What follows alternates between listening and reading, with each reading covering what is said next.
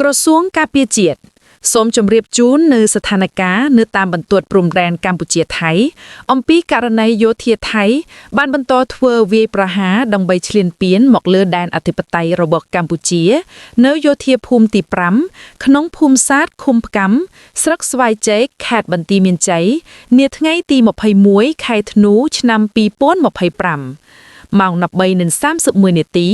យោធាថៃបានប្រើប្រាស់យន្តហោះចម្បាំងទម្លាក់គ្រាប់បែកចំនួន2គ្រាប់ចូលភូមិសាទឃុំផ្កាំស្រុកស្វាយចេកខេត្តបន្ទាយមានជ័យ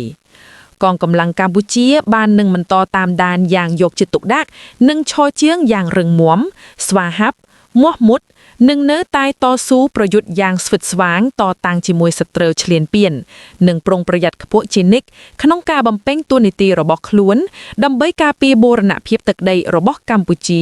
និងសេចក្តីថ្លៃថ្នូររបស់យើងដោយអង់អាចក្លាហានដោយមិនងាករេជាដាច់ខាតទោះក្នុងតម្លៃណាក៏ដោយព័ត៌មានលម្អិតនឹងរាយការណ៍ជូននៅពេលក្រោយ